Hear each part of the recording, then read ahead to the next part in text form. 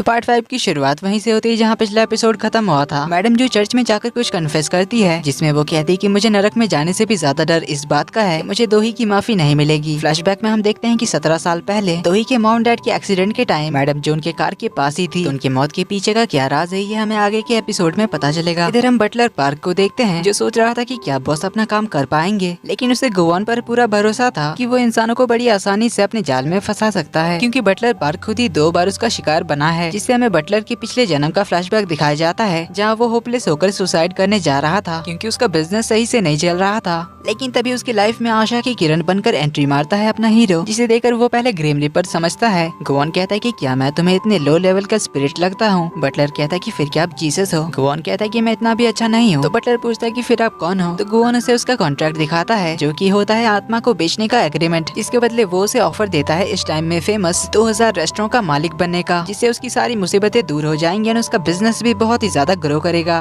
Buttler पहले की तरह इस बार भी लालच में आ जाता है और कॉन्ट्रैक्ट साइन करने जाता है। तो गोवान इस बार भी पिछली बार की तरह उसकी उंगली में सुई चुभा देता है, मगर इससे बटलर को उसका पिछला लाइफ याद आ जाता है, वही मछली पकड़ने वाला जिसमें उसने बहुत सारी मछलियाँ पकड़ी, बहुत सारी मछलियाँ खाई और उन्हें बेचकर काफी अमीर भी बन गया। लेकिन इसी तरह 10 साल तक मछलियाँ खाते खाते एग्जैक्ट 10 साल बाद वाले दिन मछली खाते हुए ही वो मर जाता है और उसकी आत्मा चली जाती है नरक में, जहाँ उसे मछलियों की आत्माओं ने बहुत ही ज्यादा टॉर्चर किया था। जो याद आते ही वो तो गोवान पर बरस पड़ता है और उसे मारने ही लग जाता है, लेकिन उसने इस बार भी कॉन्ट्रैक्ट साइन कर दिया था। तो उसी तरह पिछले 2 जन्मों से बटलर उसके साथ ही है। तो वो अपना खाना एंजॉय करते हुए कह रहा था कि अगर बॉस के पास पावर्स होती तो वो किसी को भी आसानी से अपने जाल में फंसा सकते थे, पर क्योंकि उनके पास अभी पावर नहीं है तो क्या वो दोही को अपने जाल में फंसा सकेंगे? अब उसकी ये बात गायोंग सुन लेती है, जो धीरे से आकर उससे पूछते है कि बॉस की पावर्स कैसे गई। इस पर बटलर के मुंह से तो बात निकल जाती है कि बॉस के हाथ से वो होली क्रॉस दोही नाम के एक इंसान के हाथ में ट्रांसफर हो गया है। लेकिन जब वो गायोंग को देखता है तो वो चुप हो जाता है, लेकिन गायोंग तो उसे चाकू के नोक पर रखकर सारी बातें उगलवा ही लेती है। इधर दोही उस जगह पर पहुँच गई थी जहाँ उसने गोवान को मिलने के लिए बुलाया था, पर उसे आसपास ना देख कहती है कहीं उसका कुछ और तो प्लान नहीं है। वो अपनी बीमारी का बहाना देकर मुझे ट्रिक करने की कोशिश तो नहीं कर रहा, इसीलिए उसे कॉल लगाने जाती है। मगर तभी वो फाउंटेन के उस पार गोवान को आता हुआ देख लेती है। एंड अगेन गोवान का हैंडसम सा फेस देखकर अपनी दोही तो उसे देखती ही रह जाती है। तो गोवान पास आकर उसका कॉल काटता है, जिस पर दोही कहती कि देखो तो तुम कहाँ से बीमार लग रहे हो, तुम्हारा चेहरा तो जैसे शाइन कर रहा है। गोवान भाई साहब तो फुल फ्लर्ट करने लग जाता है, कहता है कि क्या तुम्हें सच में लगता है कि मेरा चेहरा एकदम चमक रहा है? दोही कहती है छोड़ो ये सब, पिछली बार उस मिसअंडरस्टैंडिंग की वजह से मैंने तुम्हारा टाइम वेस्ट किया था, खाना भी खाया था, इसके लिए ये पैसे पकड़ो एज ए कम्पेंसेशन। गोवान कहता है कि मुझे पैसों की कोई जरूरत नहीं है, मेरे पास भी तुम्हारे जितने ही पैसे हैं। जसुन दोही कहती कि ठीक है फिर। ये कहकर पैसे वापस लेती और पूछती है कि फिर तुम्हें क्या चाहिए, क्योंकि तबीयत खराब होने का तो तुमने बहाना किया था और अगर तुम किसी डील के बारे में बात करने आए हो।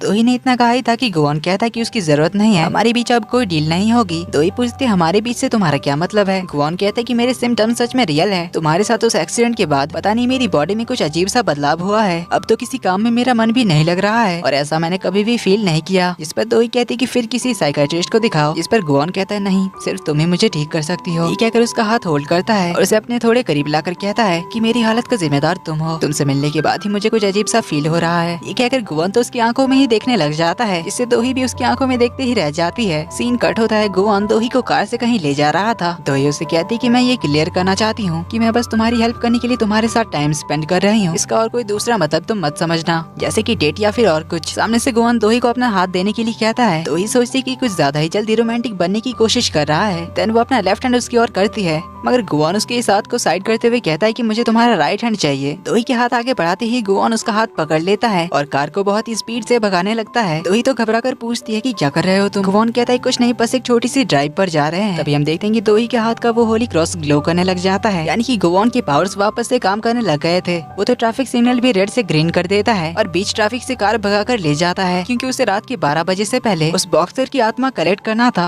वरना गोवान को पनिशमेंट मिलती। दूसरी ओर हम उसी बॉक्सर को देखते हैं जो कि अपने हाथों में आत्मा बेचने वाला एग्रीमेंट लेकर आ रहा था, जिसे वो थोड़ी देर बाद फेंक देता है और अपने दोस्तों के साथ बाहर जाने की बात करने लगता है। लेकिन तभी उनके सामने से गोवान अपनी कार भगा कर लाता है और उनसे थोड़ी दूर पहले गाड़ी को टर्न करता है और बॉक्सर की ओर अपनी उंगली से इशारा करता है, जिससे वो बॉक्सर कुछ ही देर में मर जाता है। साथ ही में वो कॉन्ट्रैक्ट भी जल जाता है और गोवान के ऑफिस में उसके लाइफ लाइन वाली घड़ी भी गायब हो जाती है। फिर गोवान वापस से कार को भगा लेता है। दोही पूछती कि आखिर ये सब क्या चल रहा था? गोवान कहता है कुछ नहीं, वो लोग बस मेरे दोस्त थे जिनसे मैं थोड़ी मस्ती कर रहा था। देन उससे पूछती है कि फिर अब कहाँ जाने वाले हैं? गोवान कहता है बस अब आखिरी एक काम करना है। कहकर वो उसे एक नदी के पास वाला एरिया ले आता है जहाँ खड़ी कार्स में लोगों का रोमांस चल रहा था। जो देख दोही अपने मन में कहती है कि ये कुछ ज्यादा ही फास्ट नहीं जा रहा। गुवान कहता है कि हमें यहाँ कुछ करना चाहिए। दोही थोड़ा नर्वस होकर कहती कि हम बस कुछ ही दिन पहले मिले और ऐसे पब्लिक प्लेस में हम वो सब कैसे कर सकते हैं, तुम चाहे जो भी सोचो पर मैं थोड़ी ओल्ड फैशन हूँ। पर गुवान तो कार से निकल जाता है और उसके और जाकर विंडो खोलने के लिए कहता है और उसे कहता है कि चलो बाहर करते हैं। दोही कहती क्या तुम्हारा दिमाग सही है, हम लोग ऐसे पब्लिक प्लेस में ऐसा नहीं कर सकते। क्या तुम्हें हमारी कंट्री के लॉज के बारे में नहीं पता, तुम्हें 2 साल की जेल और 5 मिलियन का फाइन भरना पड़ सकता है। जो सुन गुवान उसके करीब आकर कहता है कि अब नदी के आसपास सैर करने पर कौन सा क्रिमिनल केस लगता है। जो सुन दोही थोड़ा सरप्राइज होती है पर उसे समझ आ जाता है कि गुवान बस घूमने चलने की बात कर रहा था, इसीलिए वो थोड़ी एम्बेरस होकर नदी के पास आती है और उसे कहती है कि मैं कुछ भी उल्टा सीधा नहीं सोच रही थी, बस यहाँ का माहौल और टाइमिंग देखकर मुझे वो सब लगा, बाकी मेरे दिमाग में वो सब नहीं चलता। तभी गुवान उसका हाथ होल्ड कर लेता है, उसे कहता है कि क्या तुम अपनी सांसें रोक सकती हो। दोही सोचती कि ये मुझे सांसें रोकने के लिए क्यों कह रहा है। तभी गुवान उसे अपने करीब कर लेता है और अपना हाथ उसके फेस की ओर बढ़ा रहा था। दोही सोच रही होती कि क्या ये मुझे किस करने जा रहा है। फिर वो धीरे धीरे उसके करीब जाने लगता है पर अचानक अपनी डेविलिश हंसी के साथ वो दोही के साथ नदी में कूद जाता है और पानी के अंदर उसका हाथ पकड़कर दोबारा अपने होली क्रॉस को अपने हाथ में ट्रांसफर होने के लिए कह रहा था।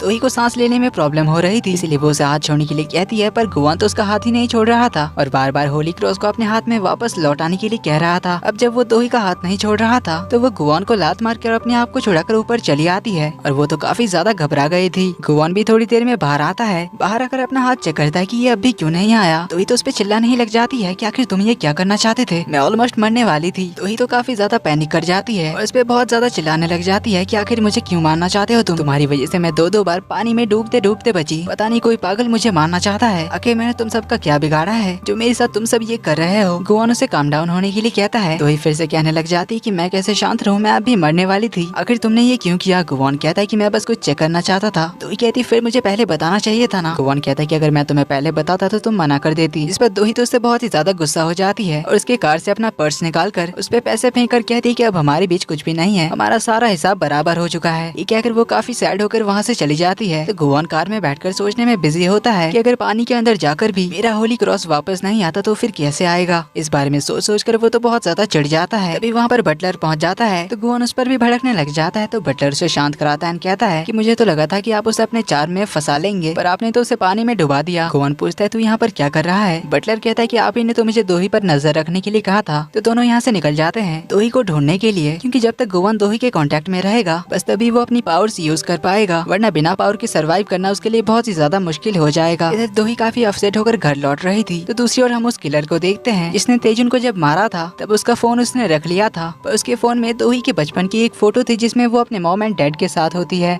जो किलर उस फोन को एक लॉकर में रख देता है जिसे एक आदमी उस लॉकर से निकालकर एक दूसरे आदमी के पास ले जाता है जो शायद उसका बॉस होगा, पर हमें अभी उसका फेस नहीं दिखाया जाता। वो उस फोन को चेक करता है जिसमें लास्ट कॉल दोही का होता है, हमें बस अभी उस आदमी के हाथों का ग्लव्स दिखाया जाता है। इसका मतलब था कि इसी आदमी ने किलर को दोही को मारने के लिए कहा था। तो आखिर ये है कौन, इसका पर्दाफाश तो आने वाले एपिसोड में ही होगा। पर आगे हमें गायों को दिखाया जाता है जिसने दोही के बारे में सारी इन्फॉर्मेशन पता कर ली थी, पर इसके बाद वो काफी गुस्से में तलवार के साथ डांस करने लग जाती है। वहीं तरह हमें मैडम जू को दिखाया जाता है जो गॉड से प्रे कर रही थी कि भगवान उसे दोही को सच बताने की हिम्मत दे। दूसरी ओर हमें मैडम जू के बड़े बेटे नोसुक को दिखाया जाता है जो कि रात में बर्ड्स का शिकार कर रहा था, पर उसका चेहरा देखकर हमें साफ समझ आता है कि वो इतना भी भोला भाला नहीं है। वहीं नोसुक के बेटे का भी हम एक अलग रूप देखते हैं। वो इस टाइम एक मेंटल हेल्थ क्लिनिक में होता है जिससे अचानक अपनी बॉडी में इचिंग होने लग जाती है, जिससे अचानक से उसकी स्किन खराब होने लगती है और अचानक से उसका बिहेवियर बदल जाता है, जिससे हमें समझ आता है कि ये भी इतना सीधा साधा नहीं है। देन हम मैडम जू की बेटी सुवान को देखते हैं। उसने जो आर्टिकल पब्लिश कराया था दोही के प्रोडक्ट के खिलाफ में उसे चेंज कराने के लिए कहती है, जिस मीडिया हाउस ने उसे पब्लिश किया था, जिसके लिए उसे बहुत सारा पैसा पे करना पड़ता है। इसीलिए उसका गुस्सा तो और ज्यादा बढ़ जाता है दोही के खिलाफ। इसीलिए वो गुस्से में कहती है कि दोही मैं तुम्हें मार डालूंगी। इसके बाद हम जूसियोक को भी देखते हैं और वो भी थोड़ा अजीब लग रहा था। वो दोही के बनाए हुए टाई को अजीब तरह से घूर रहा था। अब पता नहीं ये सब दोही के लिए खतरा बनेंगे या फिर क्या, ये तो आगे के एपिसोड्स में क्लियर होगा। देन इधर हम दोही को देखते हैं जो काफी ज्यादा सैड होती है क्योंकि वो बहुत ही ज्यादा डरी हुई थी। तभी रोड क्रॉस करते हुए वो न्यूज में देखती है मिस्टर तेजिन ने फांसी लगाकर सुसाइड कर लिया है, जिससे तो वो और ज्यादा घबरा जाती है क्योंकि बस कल ही तो तेजिन से उसकी बात हुई थी। वो इस बारे में सोच ही रही होती है। तभी एक बाइक तेजी से आकर दोही की तरफ एसिड फेंक देता है, मगर एसिड उसे लगने से पहले गुवान उसके आगे आ जाता है, जिससे गुवान की पीठ पर एसिड गिर जाता है, पर वो दोही को बचा लेता है। एंड टाइम पर उसने दोही का हाथ भी पकड़ लिया था, जिससे वो होली क्रॉस ग्लो करने लगता है। वहीं दोही, जिसका इन सब पे कोई ध्यान ही नहीं था, वो तो गुवान को देखने लग जाती है। अपने मन में कहती है कि पता नहीं कौन मेरा दोस्त है कौन मेरा दुश्मन, पर मुझे जब भी जरूरत होती है ये गुवान मेरे सामने आ जाता है जिसे मैं नहीं जानती। तो इसी के साथ इस एपिसोड का एंड यहीं पर होता है। तो अब कहानी में आगे बहुत सारे राज खुलने वाले हैं जिनके बारे में हमें अगले एपिसोड में पता चलेगा।